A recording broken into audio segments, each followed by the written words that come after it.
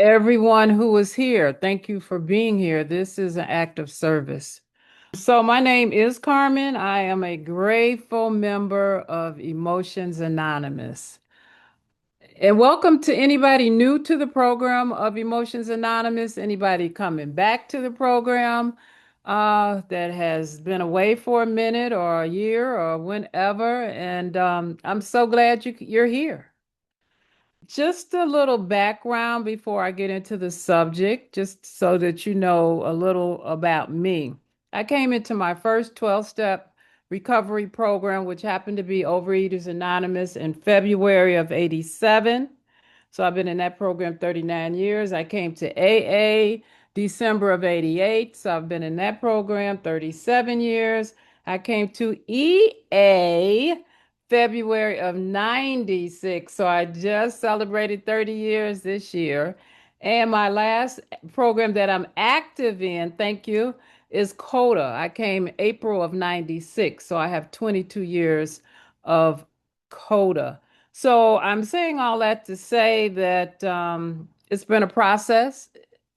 I have been active in all four of those programs, and I've picked up a couple on the side that I'm not real active with, but I qualify for. Um, Recovery has changed my life.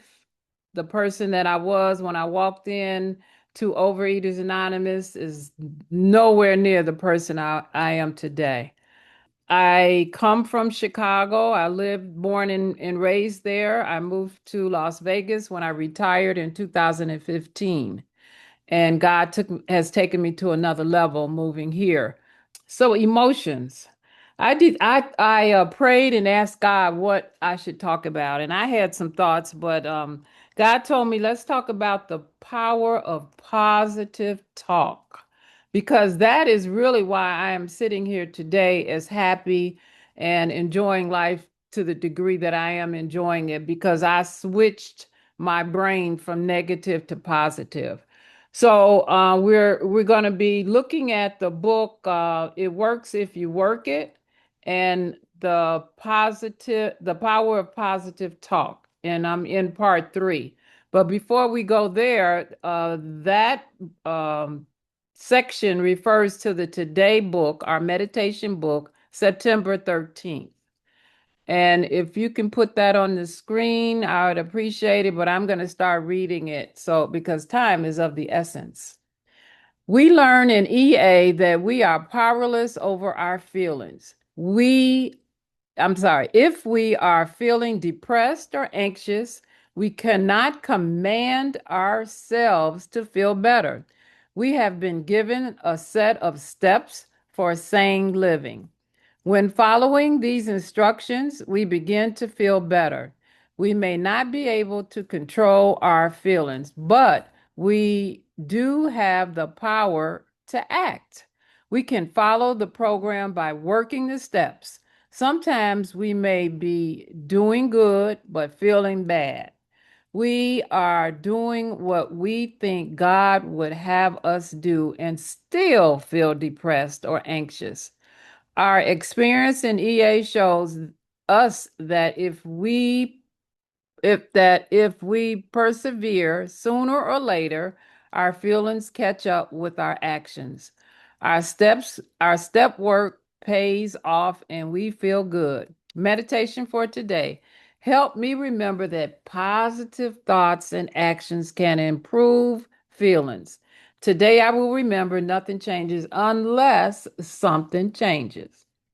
Okay, so that's going to bring me to the section that I said that I'll be dealing with today. And just for those who might want to know, I'm going to do a part two of these 12 slogans on Sunday when I talk, same time Sunday. So I'm not going to read word for word. I'm going to pick out a couple things that really speak to me. Slogans. These are little catchphrases that help us when our moods, feelings, and current situations threaten to overwhelm. Take a closer look at these simple words and reflect on some of their deeper meanings. So the first one I want to touch on is Let go and let God. What does that really mean? There are so many times in our lives, sometimes, many times every day, when we need to remind ourselves that although the efforts are ours, the results are our higher powers. We can't control the actions of our family members, the weather, our boss, the mortgage rates, of that the outcome of that operation. What we can do is to be thoughtful, caring, and deliberate with regards to our health, jobs, family, and relationships, and to try to make the best decision we can in our personal lives. Sometimes just letting go relieves the stress of our trying to control a certain situation and clear our minds to make better decisions. The unforeseeable future is ultimately in the hands of a caring higher power. I've had to rely on that concept from day one, and it was very difficult at the beginning. And today it's a whole lot better, but sometimes I fall short. I want to fix, manage, and control other people's lives, and ultimately I can't even control my own. So I'm learning. The next one is you are not alone. Oh, that was a big one for me. We all share types of challenges, opportunities, and emotions. You are not alone. The world is full of people who care. You can tap into that caring by reaching out just a little bit. Help others feel better about themselves by inviting them into your life and lightening the dark corner of your loneliness.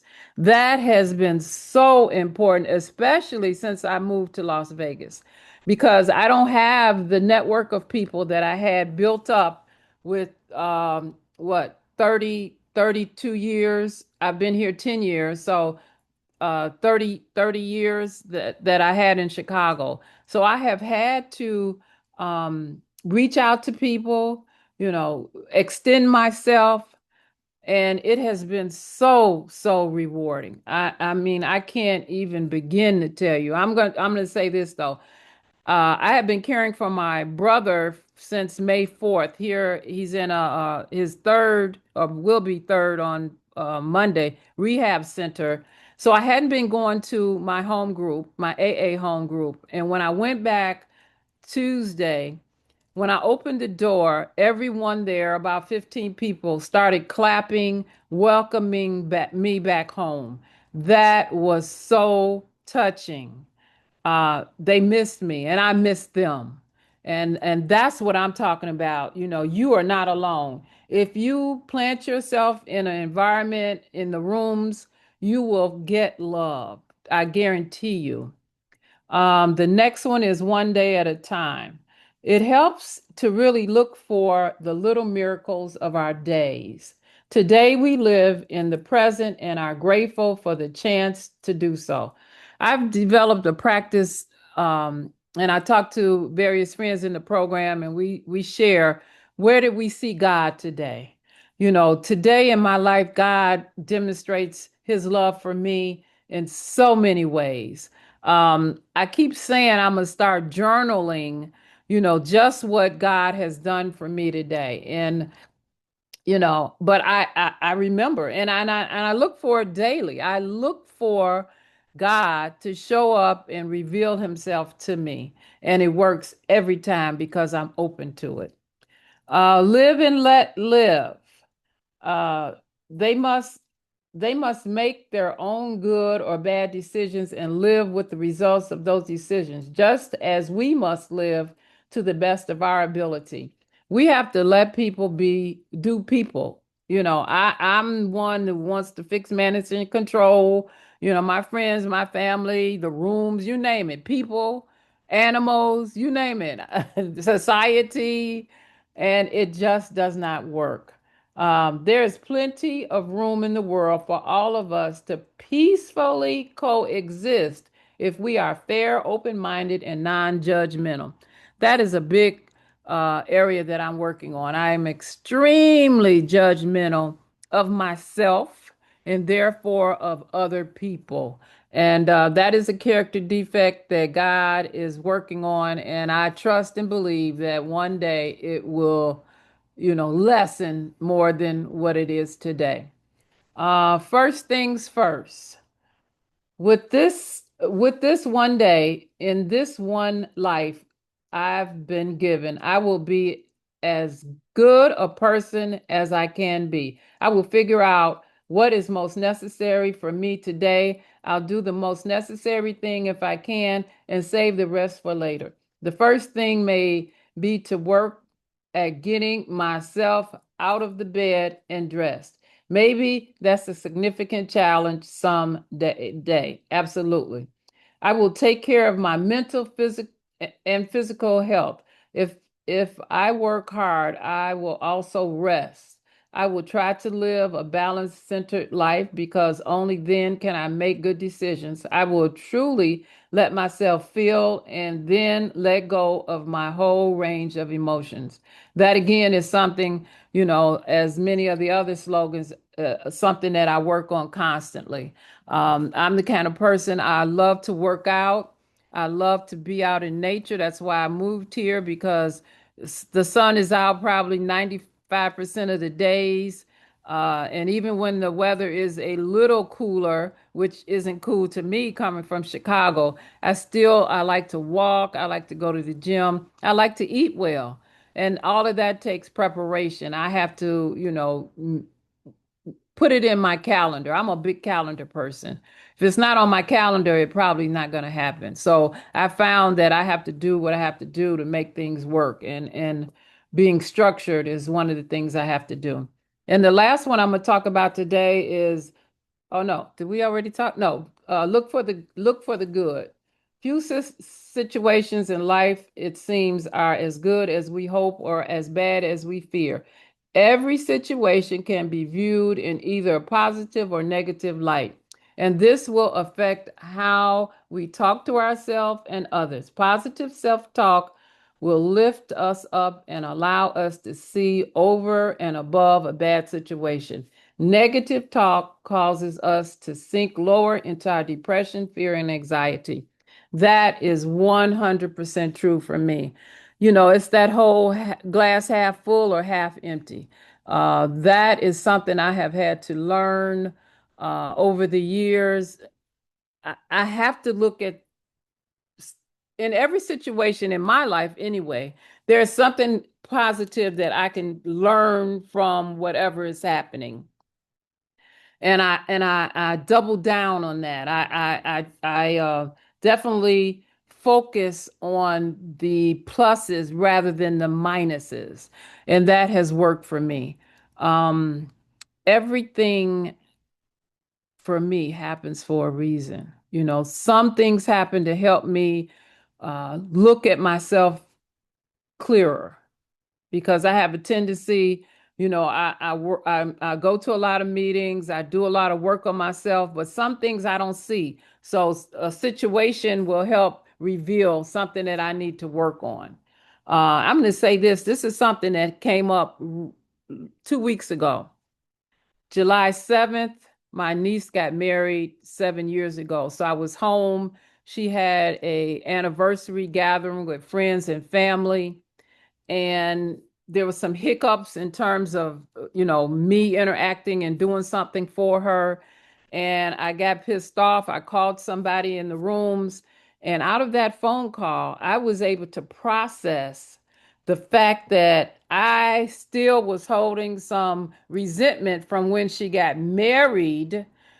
I wasn't included in the gathering of her getting dressed. There was a lot of people that weren't in the wedding party that were invited, but I wasn't, and my feelings were hurt.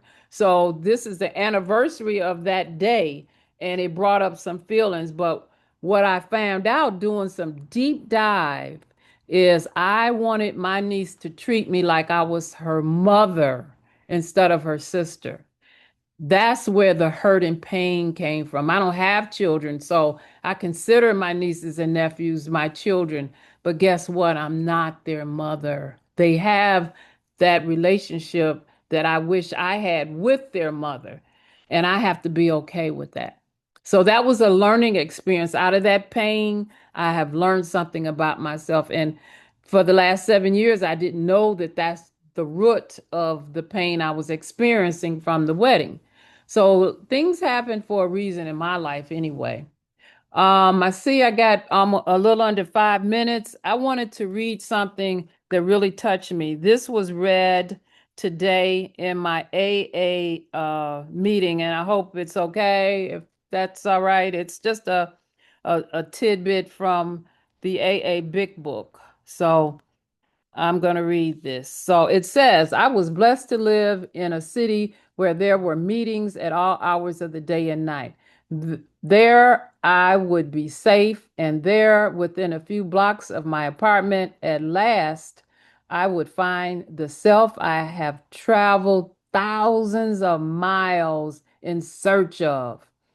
The slogans on the walls, which at first made me shudder, began to impress me as truth. I could live by one day at a time. Easy does it. Keep it simple. Live and let live. Let go and let God. The serenity prayer. Commitment and service were part of recovery.